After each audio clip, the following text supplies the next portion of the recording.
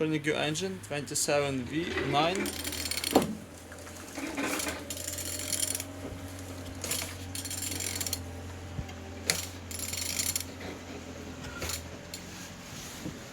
Turning good. The front engines looks good, as you can see. Compressor without any damage. Semi-solid altimeter. Altimeter under good conditions. Looks like new. And on this side, everything nice. Starter not broken. Look, it's all on the gearbox. You don't see any damage. And on this side, everything nice. Engine's turbo looking good. Turbo turn. And on the top,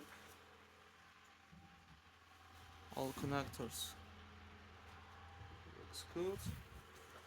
On the bottom, oil sump without any cracks, no leaks.